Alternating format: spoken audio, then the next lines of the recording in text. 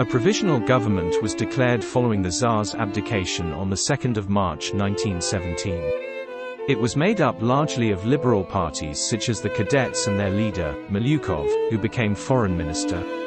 There was a single socialist minister, Alexander Kerensky, who became Minister of Justice and would rise to prominence in months to come. The new prime minister was Prince Georgy Lvov, a strange choice but a popular one. He was widely acclaimed for his efforts in providing support and medical aid to soldiers at the front as head of the Union of Zemstivo. The provisional government's job was only to run Russia until elections to the Constituent Assembly could take place, hence the provisional.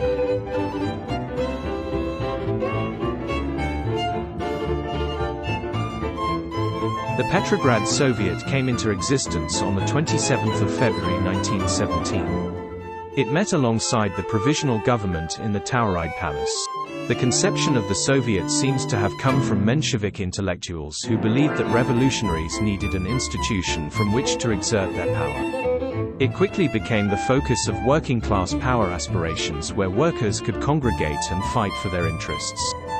Each factory was empowered to elect delegates to attend meetings of the Soviet. An executive committee was chosen in their first meeting, which was dominated by Mensheviks and non-party socialist revolutionaries. A leading Menshevik called Shkedze chaired the committee.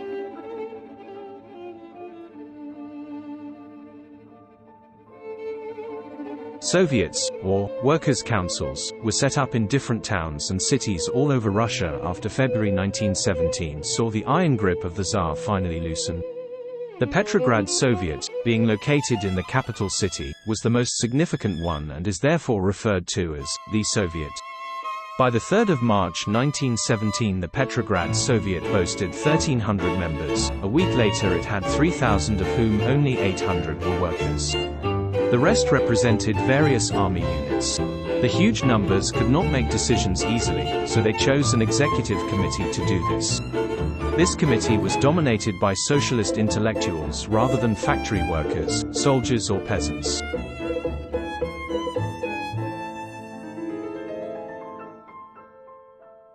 Soldiers were just as anxious as workers to protect their own interests in post-February 1917 Russia. On the 1st of March, they demanded representation from the Petrograd Soviet. They extracted the concession of Order No. 1, which commanded troops to return to their barracks and obey their officers' orders, but only those that did not contradict the decrees of the Petrograd Soviet. Thus Order No. 1 symbolized the new reality of governance in Russia, a situation known as dual power, where the provisional government was popularly accepted and internationally recognized, but it was the Petrograd Soviet who held the real control. Each regiment was empowered to elect committees that would send representatives to the Soviet to give soldiers a voice. It was now called the Soviet of Workers and Soldiers' Deputies.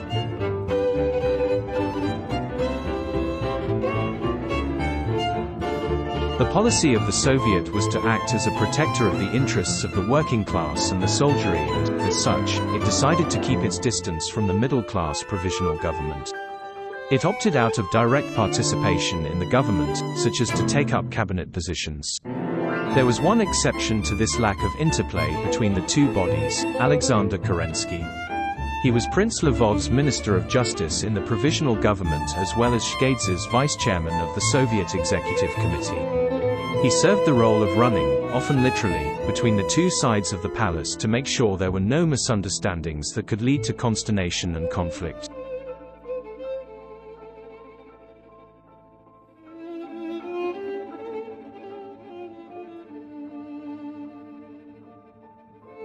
The socialist revolutionaries and Mensheviks believed that, before the workers could assume total power, Russia had to go through a bourgeois revolution. They believed there had to be a prolonged period in which capitalism developed more fully, society industrialized further and the proletariat became larger.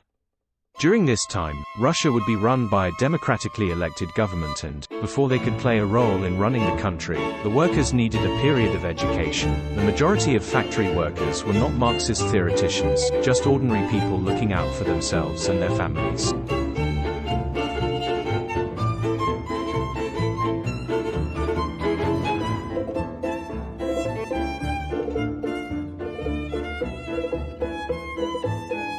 The Soviet wanted to avoid a counter-revolution and civil war.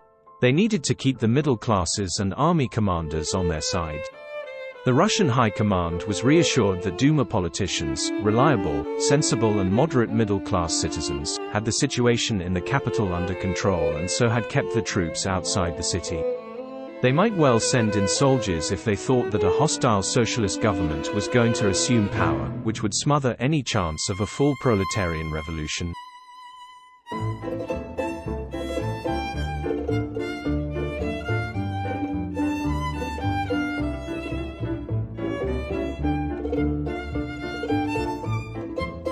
The leaders of the Soviet, mainly socialist intellectuals instead of experienced politicians, were worried that they would not be able to control the masses and the revolutionary fervor. They thought all the anger in the streets might be turned against them if they became the government.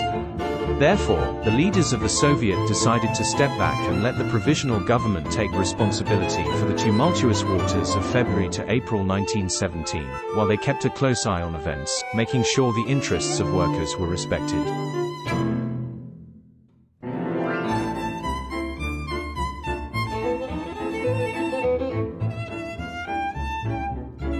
There was little to bring the Provisional Government and Soviet into conflict for the first couple months of the revolution. The first measures taken by the Duma were met with both Soviet and popular approval.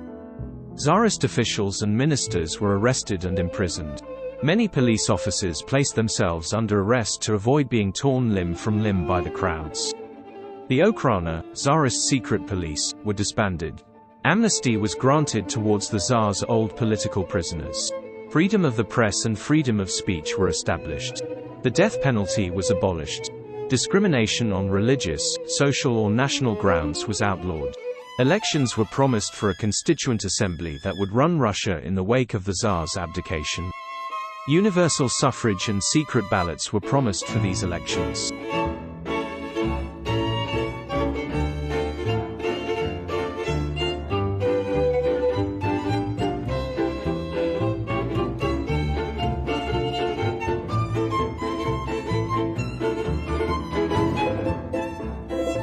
Between February and April 1917, a harmony was maintained between the Provisional Government and the Soviet with the support of the public.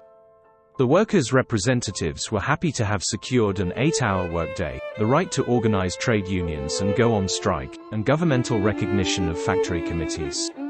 It was agreed that troops in the Petrograd garrison would not be sent to the front, which kept the soldier representatives in the Soviet placated. The worst parts of Tsarism seemed to have been ditched and a bright future lay ahead. Lenin remarked in the summer of 1917 that Russia was the freest country in the world.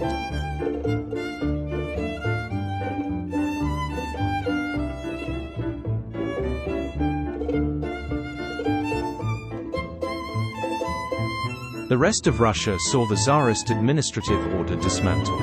The Provisional Government dismissed the old Tsarist governors and replaced them with commissars who were usually the old Zemstvo chairmen but of who few people took any notice of or paid any respect. Committees of public organizations were set up in many areas. These bodies tended to be run by middle-class Zemstvo members at first, but they expanded to include representatives of the soldiers, workers, trade unions and other popular committees that mushroomed at the time. However, Soviets set up specifically to represent workers' interests were outcompeting these committees in terms of membership and influence. Peasants also began to set up committees to give the demands a voice as news of the revolution reached the countryside. Prime Minister Lvov was more radical than other liberals in the Duma and encouraged local governance.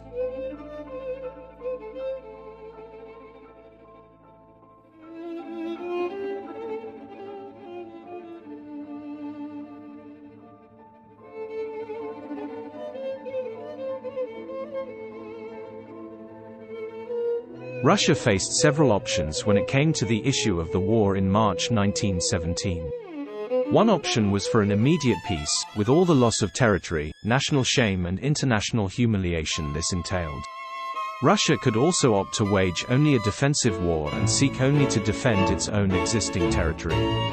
Finally, Russia could continue to fight offensively alongside the Entente in hope of winning more territory. How far should a program of social reforms for the workers, for example, substantial improvements in living and working conditions, go, and how quickly could such a program be implemented?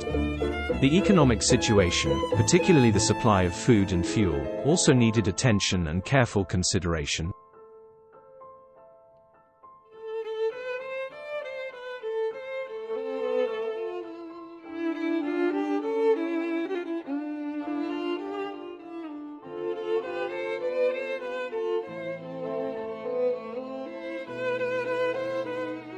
Russia was also at a crossroads when it came to the issue of land redistribution, a key motivating factor behind February.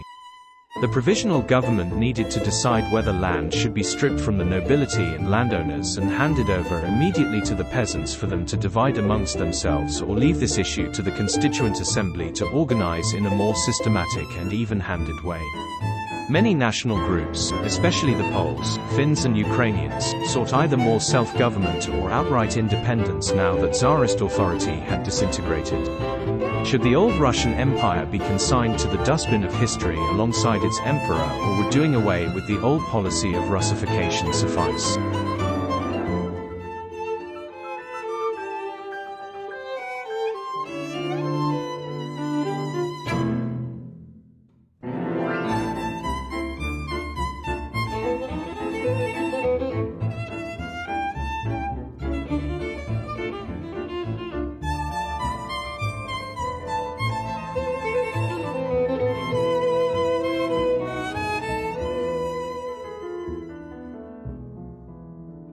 The dominant liberal force in Russia immediately following the revolution were the Cadets, but there were other groups that were more right-wing too, such as the Octobrists, those who saw the October Manifesto from 1905 as a sufficient degree of reform. The Cadets were not internally unified either. Some of them, including Milyukov their leader, slid to the right after the Tsar's abdication as they believed the revolution was over in March and needed to go no further. They sought a strong constitutional framework that enshrined democracy but also protected the rights of the central government in Petrograd. There were Cadets who were more left-leaning, however, advocating for more ambitious social reform with an expanded role for people in government and increased autonomy to local authorities.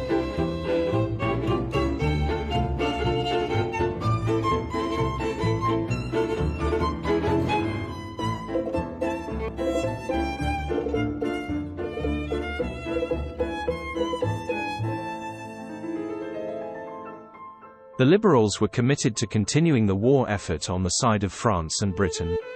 This is due to their hope that they could receive Western assistance and recognition for their fledgling democracy.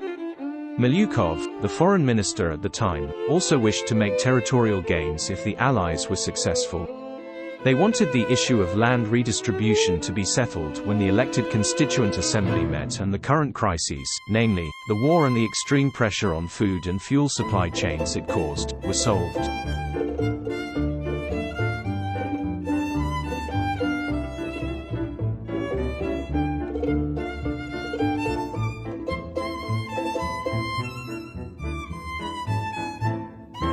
The Cadets and Octobrists and other liberal groups were not interested in being the ones to bring the Russian Empire down. They wanted to maintain the old Tsardom's territorial integrity, which meant holding on to regions like Poland, Finland and Ukraine. They realized that a majority of the population were not going to vote for them, and the socialists were not going to boycott the elections as they did in 1906, so they sought to delay the elections, using the destabilization brought by the war as the excuse for this delay.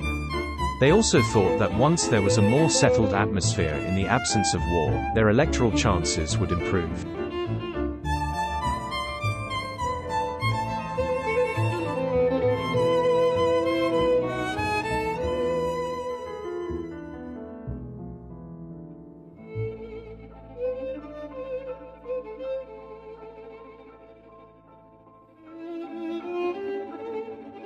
The socialists in Petrograd and Russia as a whole were a very mixed grouping in the spring of 1917.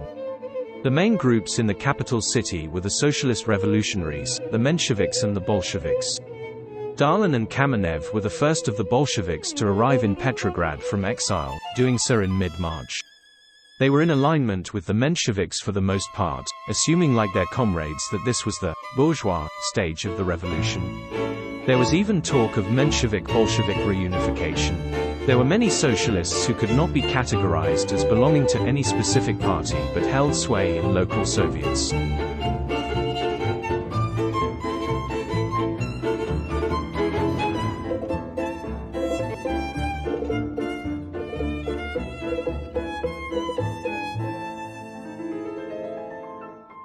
The socialists still wanted to stay in the war and not completely surrender to Germany, with all the agrarian and industrial losses that would entail. However, they advocated for Russia to fight a defensive war only and repel the Central Powers from her territory. They had interest in neither territorial gains nor spending Russian lives to help the bourgeois West. Mensheviks and socialist revolutionaries were both internally divided over the war, arguably the most pressing issue of the day. Chernov and moderate SRs favored a continuation of a defensive war, whereas the harder left favored immediate peace. Tsereteli and moderate Mensheviks supported a continuation of the war, but the Menshevik internationalists led by Martov opposed it.